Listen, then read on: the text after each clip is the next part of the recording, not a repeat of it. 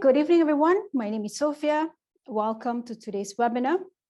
So I am responsible for curating learning events for you at Spectrum. So Spectrum is a part of Golden Equator Group. And here we are in the vertical of community. And I also love to share with you later about Pinnacle, also a learning and development initiative as well. So basically, what is Spectrum's core? So basically, we are in the business of space. We are focused on a learning culture, and we are also huge on networking to expand businesses as well. So feel free to connect with us, and this is the QR code which you can refer to our website. And you would have, we'd love to connect everyone as a community. So follow us on our social channels as well on LinkedIn to learn more. So what is Pinnacle all about? So practically Pinnacle has three different verticals. So we are promoting executive learning, where we equip managers, business leaders with the knowledge and skills to future-proof their organizations. So Pinnacle Next Gen as well, empowering next generation from ultra high net worth families to build personal and professional credibility, as well as the Pinnacle Entrepreneurship. So providing entrepreneurs with the skill sets and knowledge essential to bring the big ideas to valid business. So some information about Pinnacle here in connection with the Golden Equator Group's line of businesses. So what I'll do now is I'd love to introduce you to today's speaker. Very privileged to have Alexandru, UNODC's Counter Cybercrime Coordinator for Southeast Asia and the Pacific, to share more about the findings, trends, and solutions to mitigate cyber threats on today's webinar entitled Countering Identity Theft and Misinformation or Disinformation. So Alex is based in Bangkok. He's responsible for building and strengthening the region's capabilities and response to cybercrime and cybersecurity by providing technical assistance with policy making and legislative harmonization and representing UN on cybercrime diplomacy matters in the region. So prior to this, he was with Interpol and the Romanian National Police. So I don't want to take too much of his time to present.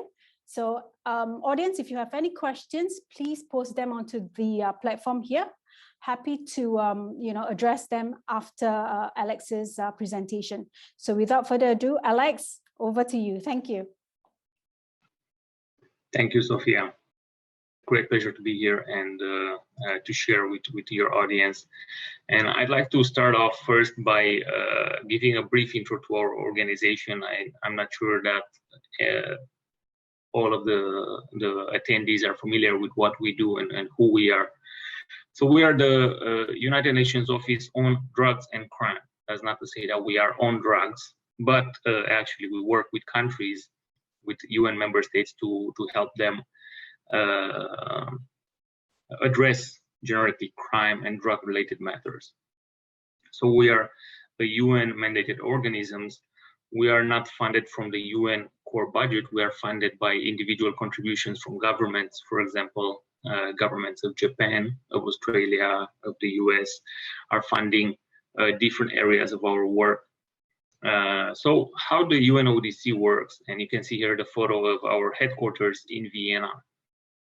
We have two main governing bodies. We have a Commission on Narcotic Drugs, and we have a Commission on Crime Prevention and Criminal Justice. So these are the organisms that drive our activity. And they meet once a year, and who is part of these commissions are basically all the member states. So, for example, government of Singapore will send representatives from their specialized agency dealing with drugs or crime prevention. So let's say Ministry of Home Affairs or Ministry of Foreign Affairs, experts within that area. And they will get together and discuss what are the current trends and then how is crime evolving and what could be or what should be done to address specific crime trends. So then they would basically decide the direction where we as the UN agency would go. And then it's up to us to support member states globally and regionally to kind of implement those policies. But at the same time, obviously, the countries would do their part of their work within national government. So we work with member states to provide them with the necessary tools to address crime. So we try to get a good understanding of where the crime type is. So we do research, and then we try to provide them with kind of updated knowledge on how the crime is evolving. And then, of course, we are providing member states with support in those areas. So I come from the cybercrime support part of this organization. So what I do is I am the head of our programming in Southeast Asia, based in Bangkok. So we have a team of people based throughout the region that works with countries in addressing cybercrime. And by cybercrime, I mean all cyber-enabled, cyber-dependent, and online child sexual exploitation and abuse. So some of the work that we do, starting from research, we try to get an updated, an accurate picture of the threat. So to understand what's the current situation on cybercrime. So we conduct research, we conduct discussions, meetings with the respective agencies in each country to try to get an accurate picture of threat. Based on that, we conduct our work, and we support the countries through capacity building and technical assistance, for example. And here we provide training, we provide equipment, we provide the necessary skills and knowledge and processes to address cybercrime. But then we also have a legal support mandate. So we work with countries to help them understand how their legislation should evolve to counter new and novel threats. For example, in the area of cryptocurrencies and Darknet, this is a very rapidly evolving environment where legislation is still not up to date with how crime is developing. So then we are trying to get together, discuss, and then come up with proper recommendations and support countries to enact legislation in this field. Then we also have the cooperation kind of mandate. We discuss with countries, with prosecution, with central authorities, and we try to get them together to facilitate cooperation between countries on various crime areas. UNODC is also the guardian of the UN Convention on Transnational Organized Crime, UNTOC, and the Convention Against Corruption. So then, through those mechanisms, we also support countries to cooperate on specific cyber issues. And then, of course, we have also kind of an operational part where we get together with specific agencies upon their request and provide operational support, how to investigate and how to work through cases. So this is kind of a background of the work that we do. So now I think we have to deep dive into our topic of misinformation and disinformation. I found this this print very interesting because we have basically the fifth horseman of the apocalypse, misinformation. Or is it disinformation, right? Which one is it? Well, what do you think the difference is between misinformation and disinformation? I'm not sure if we can make it a bit interactive here. Is anybody willing to tell us what the difference is?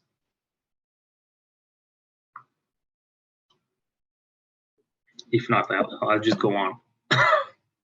So I think a lot of times there is a bit of confusion between the two terms, but actually the difference is that misinformation is unintentional. So we may scroll down on our social media feed, we find an interesting article or print post that we feel quite strongly about. May it be about, I don't know, some political issue or something, you know, some recipe or some sort of a diet or whatever. We like it, we feel strongly about it. We share it with our group of friends or colleagues. If we do that before really checking whether is it true or is it accurate, and it actually turns out that it's not, then we're committing misinformation. So it's inaccurate information that we're sharing without really knowing or without intending to do so. The difference is that this information is intended. So this information is spreading untrue information, false information with the intent to cause specific objective, maybe harm or whatever. So I think misinformation and disinformation can be kind of two sides of the same coin. Who is using it and why? We see that it's becoming more and more of a topic of interest as we are all getting online. Everybody is on social media. We can reach easily large parts of our population, if not most of our population, online. These tools are becoming very powerful. While this information is not a new phenomenon, it's been going on for even millennia. It's been primarily the remit of governments or states or political parties, either in power or in opposition, right? So they use disinformation. They may use this information for obtaining a political goal, or sometimes even against a country of a different ideology and so on. So this would be spread to cause specific intent within the population, whether in population of the own country or of a foreign or adversary state or so on. But this information has evolved and is now used also by different actors. So while state actors and state affiliated actors or political kind of parties still use disinformation nowadays, we have also kind of a democratization, if you will, of the tools of disinformation. So while before it was only in the remit of a government or a political party that had substantial amount of resources at their disposal, now we see that we can easily go online and spread misinformation and disinformation ourselves. So it's becoming easier and it's becoming more available to different actors. So we have various, thought leaders or activists, or even for commercial purposes, we have companies or products that may use some sort of disinformation tools to gain an advantage over their competitors. And we even see it in the online, the influencers kind of environment, where we have influencers using or leveraging or promoting this information that is being designed by media companies or other online elements. We have here a list of 10 types of misinformation or disinformation tools, and you will see that a lot of times we may actually be the unknowing contributor to such a campaign.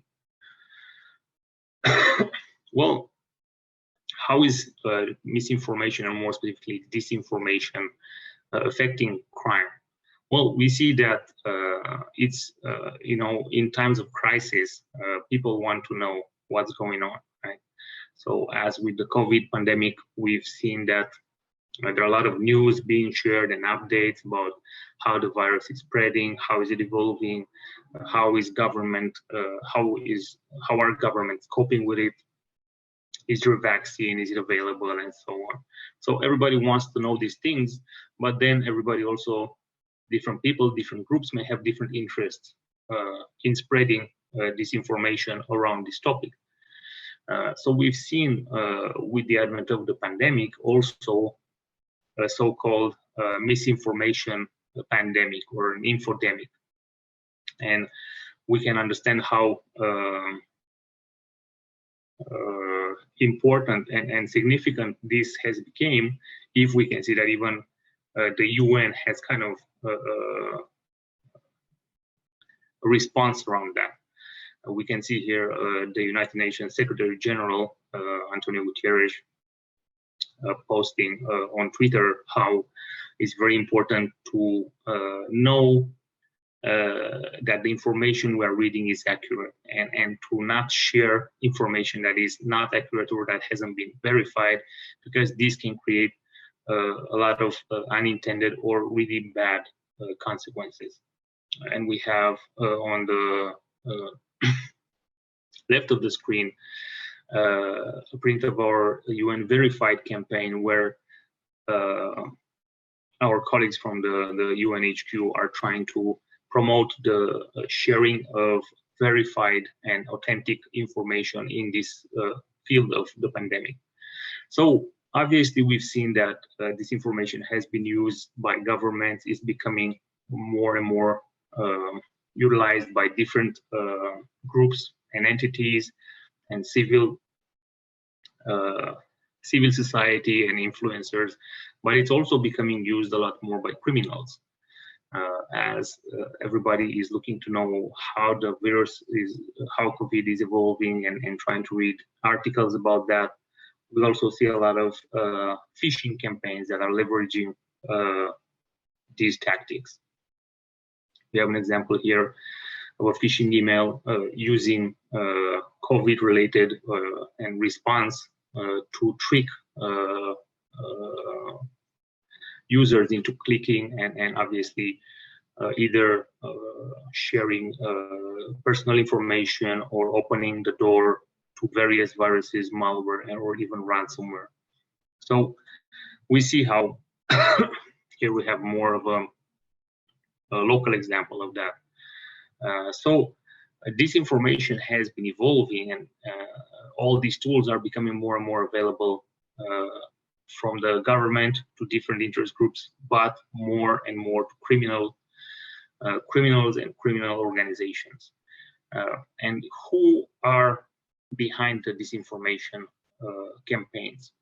You would imagine that it's a very well-coordinated and resourceful group that has access to maybe command center somewhere and is spreading and creating information and disinformation campaigns and spreading them online to various networks. That can be true to a certain degree and more common to, let's say, state actor disinformation campaigns. But now with the availability and the democratization of the internet, everybody has good internet connection, everybody can connect to the internet. We have click farms and we have follower factories. And these are, we can call them businesses that are run by individuals that offer their services to the highest bidder. And that can either be a political party, but can be also an influencer looking to grow its followers, grow his or her followers online, or grow his presence online, and so on. So we have that, and combined with the availability of data online and of social media profiles, and combined with the powerful algorithms and artificial intelligence, you can create really in-the-box kind of disinformation for hire tools. And we see more and more of that being used by criminals. So we see that, you know, you don't need to have necessarily a very high resource and complex tools at your disposal to create disinformation and to really be effective in this field. So disinformation is usually an asymmetric tool. So you need a small amount of resource, but you are able to create a really big impact. And we see that you can get followers online, and some may be real, but some of them can be bots or trolls that are leveraged by powerful AI tools, combined with also online personas that are created, don't exist in reality. And we see an evolution of these tools leveraged not only for misinformation and disinformation, but also for crime. Here we have an example of a well-coordinated group that was involved in sort of political propaganda, and they had very complex network of actors that were spreading messages that were primarily political in nature, and the administrators of this group were using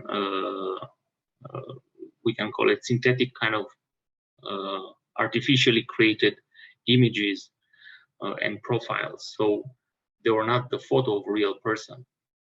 Usually when we're dealing with disinformation or various kind of threat actors, law enforcement or investigative agencies would try to do open source investigations and get the photo and then run it through an image search, which would find if the photo belongs to a real person, or if it's been used in different propaganda or campaigns before. While if you are dealing with an artificially intelligence created image, that is a lot harder to do because there is no trace of this photo existing before. So we see that actually these type of tools are becoming available to criminals and to just normal people. I just did a quick Google search on AI generated images, and I found this database where you can just pick whatever type of photo, different ethnicity, different age, gender, whatever. So if this is available to anybody, you can imagine how criminals have a wealth of data out there to use for malicious purposes. So in Southeast Asia, obviously the population is becoming more and more connected, right? So we all have mobile phones, tablets, and throughout Southeast Asia, we see an increasing number of people being online, having social media accounts, and that ranges from 60 to 80 to 90% of internet penetration. So that means that close to 90% in some countries of the population, they are present online. That means they have social media accounts, they have their photos out there, they have data about them, and not all of them are properly secured. So this is a treasure chest of information, very valuable for cyber criminals. So what do they do with it? Well, obviously they're after the profit. We have here the major cyber threats affecting the region. And we see from various studies that Southeast Asia is victim to roughly 33% of the world's cybercrime. We have various types of threats that are prevalent in the region, but some of the most damaging are ransomware, of course, all types of scams and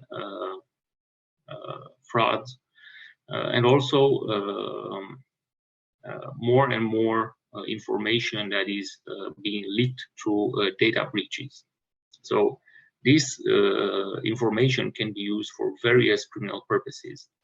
And we have a new type of crime that is evolving that is really leveraging all these available data. So I was talking about data breaches.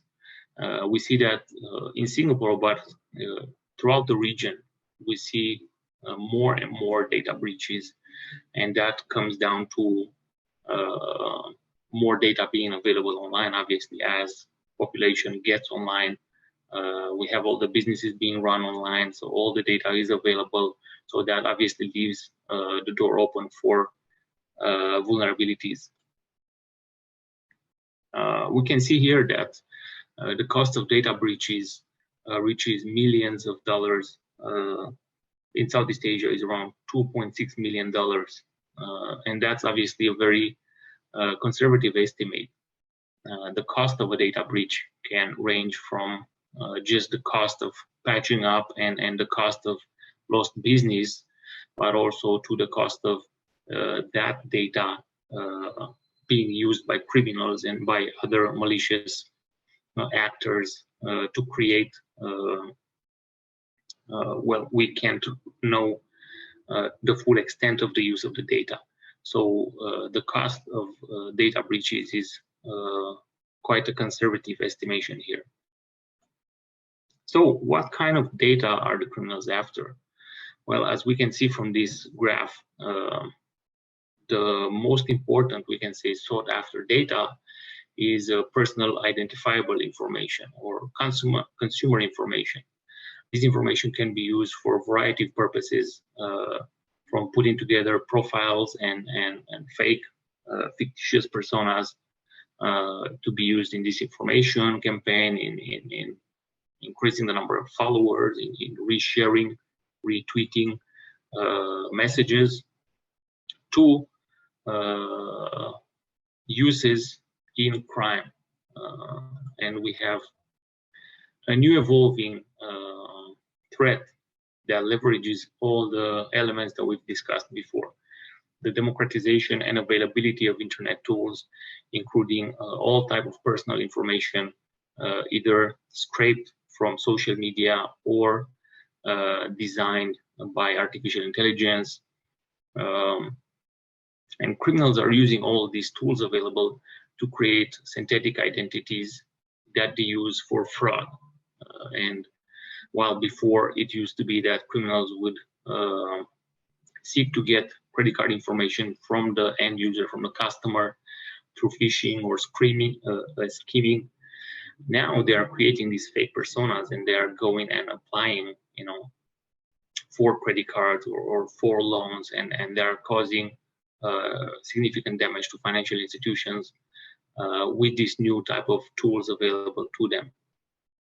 So synthetic identity fraud is of growing concern. We have reports that say that it is a growing threat in Southeast Asia and in Singapore as well. We have this report from Hekata that discusses some of the ways that we can prevent this from happening. And that ranges from, of course, the good old know your customer. When we onboard customers, we need to have, and there are, of course, anti-money laundering and terrorism financing regulation around the know your customers requirements. But as we are getting more into the digitized environment, we need to correlate a lot more data when we're onboarding customers. So we need to look at all the different data points and really conduct a thorough check.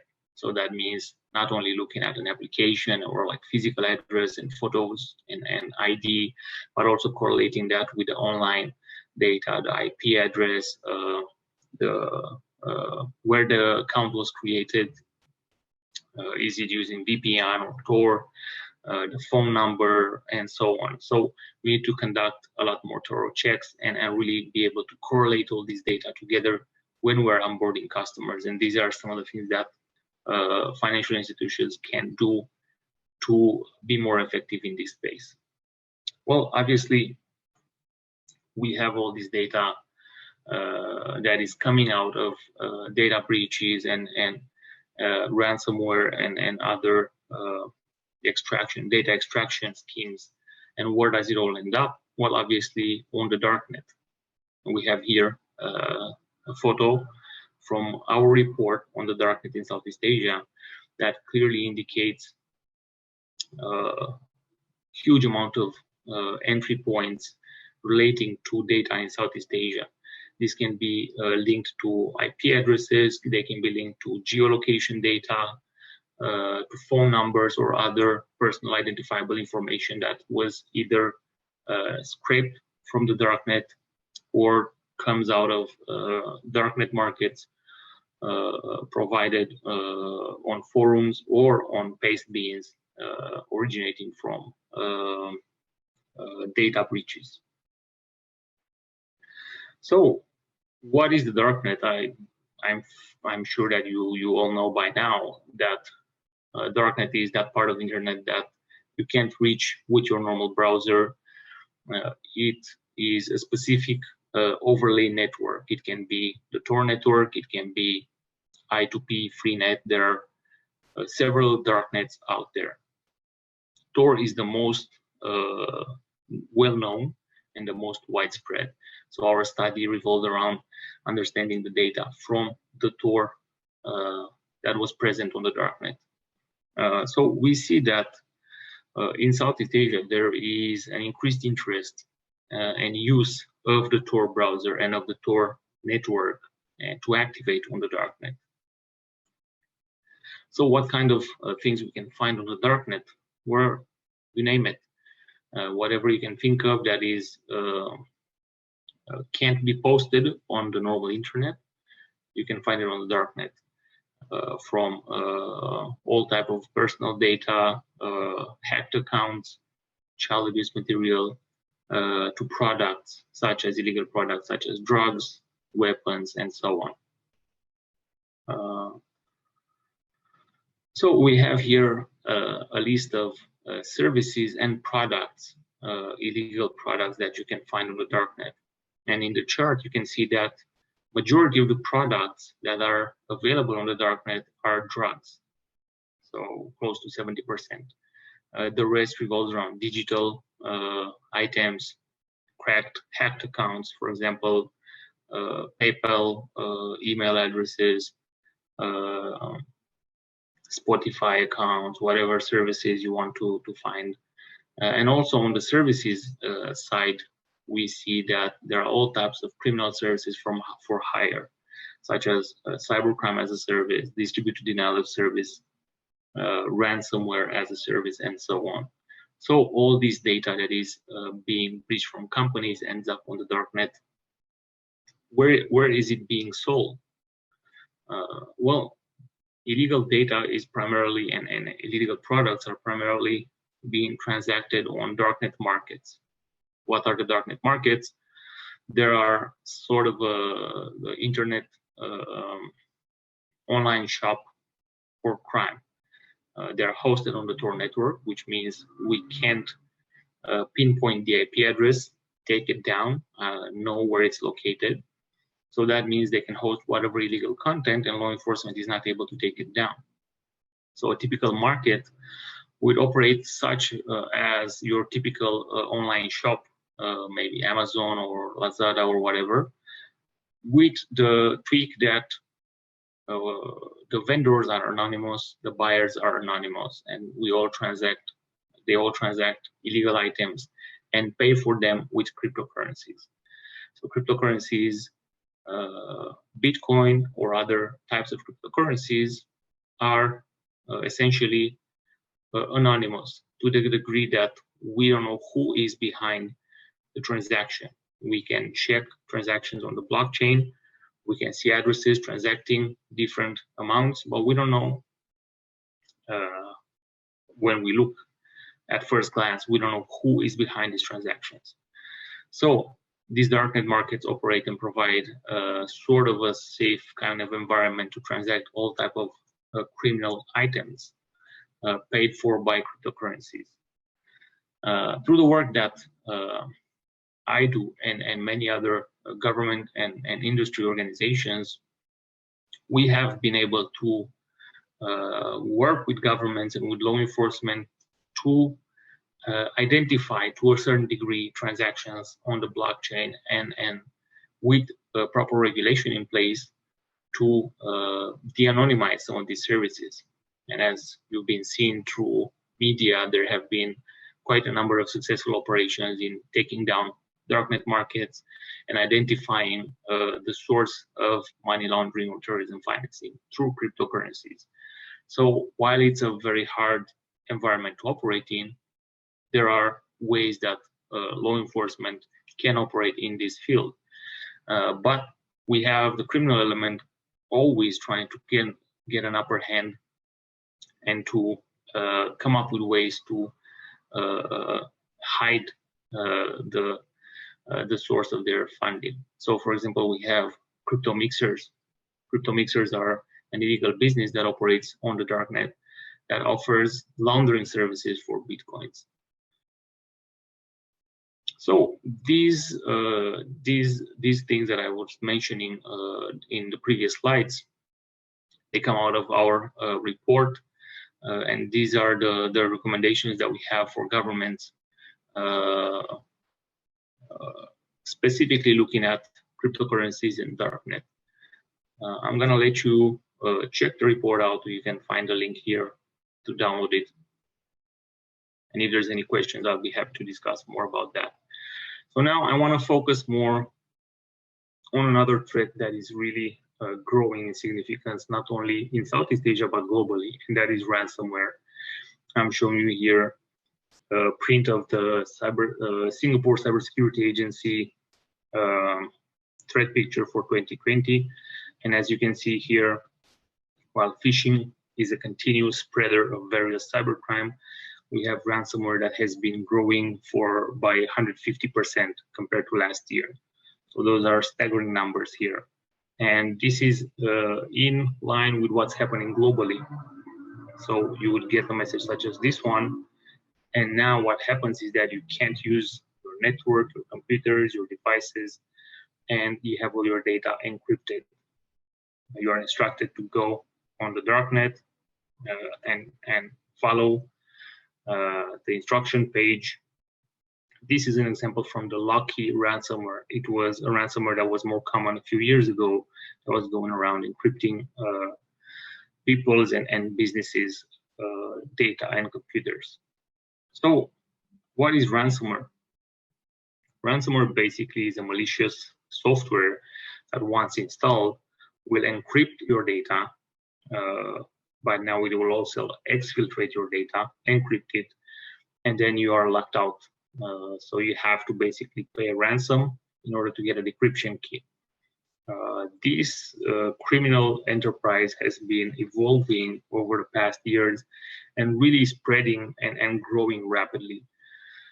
Some of the statistics that I'm sharing here, what's the key takeaway is that it's becoming more and more lucrative business model. So while the ransom was around $200 to $300 in 2014, 2015, it's grown now to around $170,000.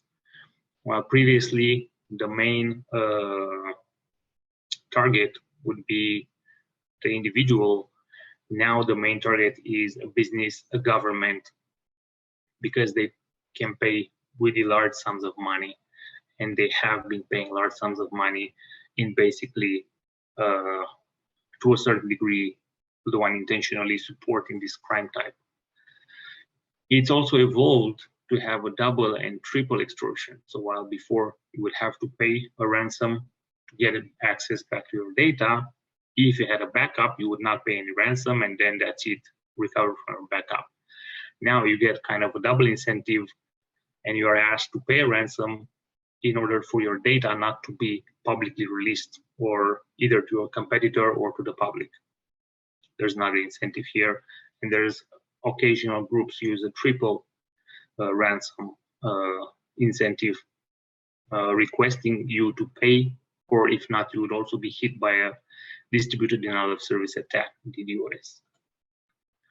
So we see that the total estimated cost of ransomware to organizations worldwide has almost quadrupled since 2017, reaching close to $20 billion in 2021.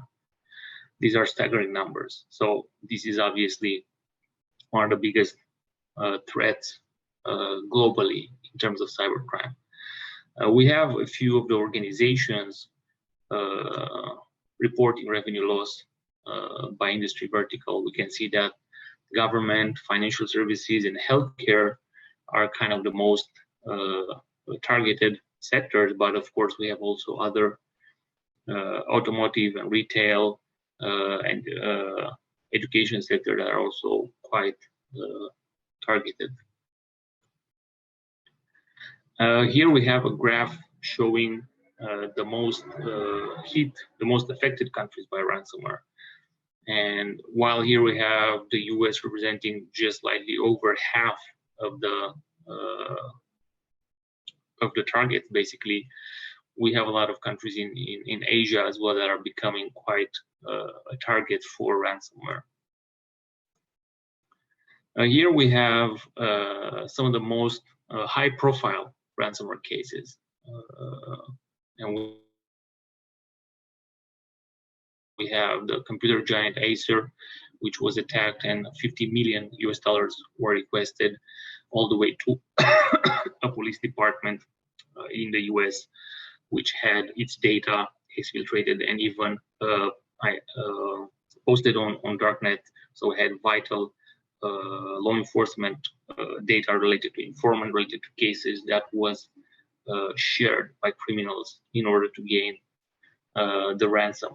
And then, of course, the oil pipeline operator Colonial Pipeline, which reflects that not only businesses can be hit, but actually critical sector of the economy, or so-called national critical infrastructure, can and has been hit by ransomware, and that can cause obviously national security concerns. So ransomware is distributed primarily through email, because we have email as the most common kind of business communication method, but there are other methods as well. There are vulnerabilities and zero-day exploits that are being used as well. In a chart here showing the social engineering flow of the Lucky ransomware, the one that I showed earlier on the screen, we can see that actually the flow of a typical Lucky ransomware infection has around 7 opportunities for the victim to really stop the attack, from a spam filter that should work and it's failing, to antivirus, to the person that is personally kind of opening and then enabling macros, and so on. So there are various points where we can actually react and stop ransomware attacks. So now, just kind of towards the end of my presentation, I wanted to just open it for questions. How ready do you think you are, or your organization, regarding a ransomware attack? If you are hit today, are you able to continue business and operations, and are you able to resume and get your backups going and resume operations or not? And as you see in this Tripwire survey, not a lot of companies are confident that they can do that. So towards the end of my presentation, I just want to present you with a few prevention tips regarding ransomware. What's very important is to obviously have all the security, the software, the hardware in place, up to date, antivirus, firewall, and then all your mechanisms up in place. Then, of course, don't open any suspicious emails, any attachments. Have your backups in place. Have your backups checked regularly to make sure that they are available. Try to automate this process to the most extent possible, so that you have a very latest backup, not one that was available maybe a few weeks ago, which may not be relevant to you anymore today. And then obviously looking at training and staff, because in the end, like everything else, cybersecurity is not a technology issue, but in the end, it's also a people issue. So make sure that your company, your employees understand the risk and are aware of what to do to protect themselves. So with that, I'd like to conclude my presentation. I hope you found it informative, and maybe open up the floor for questions. Thank you. Great, thank you, Alex. Alex, would you like to stop share at the moment? Sure. Thank you. All right, thank you for that insightful presentation. So There is this question here from an anonymous attendee. Please feel free to pump in more questions if you have for Alex. Take this opportunity to ask him as many questions as you can. So what tools do you use to detect misinformation? So I think from your point of view, Alex, perhaps you have, in terms of policy making, in terms of those sharing from your stakeholders. So are you able to share, like, what are the tools that they might have in place in organizations that they could use to detect misinformation? Yeah, I mean, I don't think they're like dedicated tools, right? I think that a lot of times we have to just be aware that, there are these disinformation campaigns ongoing. So I think it's very important to fact check, right? So, and there's a lot of discussions around that, right? We have to be able to check, and I know that a lot of times it can get tiring to really check every, message or website or link that you get. So I think there are a few maybe, have some kind of authoritative kind of sources of information, like, to a certain degree, I don't know, a certain, channel comes from the government or comes from, like, a reputable source, and that is you're more inclined to kind of respect that because it comes from a reputable source, but then try to fact check the other to the fullest degree possible, right? I think sometimes it's also, I mean, by using a bit of common sense, you can kind of see that, some message leans towards this or leans towards that, and, you can kind of feel a bit that, it tries to point you towards a certain direction, right? So I think it's always easier for us to agree with and kind of back a message that just goes along with our core views and values. But I think what is important is to try to approach information online with a bit more skepticism, and just try to kind of, pause and really analyze the information as much as possible. Right. So I'm going back to synthetic identity theft. So in the FICO report, it says that 6 out of 10 banks say that, they are faced with this identity fraud. So application using, fake, personas.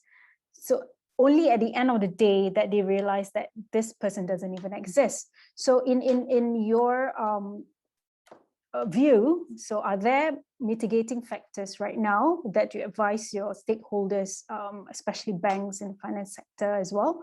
How do they counter this? Yeah, well, I mean, as it's mentioned in that report, and I've seen other discussions around that, I think that it's you have to be a bit more thorough when you are kind of onboarding these customers, right? And go through a bit more detailed process of checking, the people. There are now all type of biometric tools available. There's, of course, the official and national IDs or whatever identity documents. So try as much as possible maybe to check between the physical and the digital environment, and try to see that, these things match, right? Because I can set up a fake persona, and I can set up, a fake image of the face of the person, but in the end, you'd have to also have a valid ID that has the same data, and then you'd have to connect from a location that has the IP address from that location. Like, if you're supposed to be from Singapore, connecting from Singapore account, and you're using a Singapore phone number. So, I mean, there are quite a few areas that they have to match, right? I think that criminals maybe don't go to this, and in a way you can't really have all these things matching, right? So I think the more thorough you are with doing such a check, I think the more chances you have of really identifying something like that. Okay, so we've got a couple of questions coming through. Fantastic. Okay, Christine, thanks for your question. Is there an easy way to check whether your identity has been borrowed by some criminals to set up fake profiles. What do you suggest to protect one from this? I'm not sure, to be honest, if there is an easy way. I think that there was a website where you can check if maybe your account has been, hacked or your data. There was this website called Have I Been Pwned or something like that, where if you can put your email address, you would see that, data associated with my email address has been leaked in a data breach of, I don't know, a fitness app I was using, or of some account, or for movies or whatever. But I mean, if your photo has been used in any other, so I think there is no kind of one-stop shop where you can check. If you really want to do that, there are various areas where you can check, like can you upload the photo and do a reverse image search and see if your photos have been used in other areas. So I think there's no kind of easy way to check that, to be honest.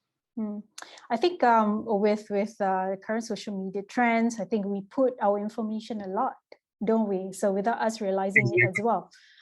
Date of birth, our full name. So those things are no as well. I mean, there's so much that you think that you haven't put so much information of yourself, but indeed you have. So nowadays criminals are so smart to get all this information quickly. So thanks, Christine and Clifton.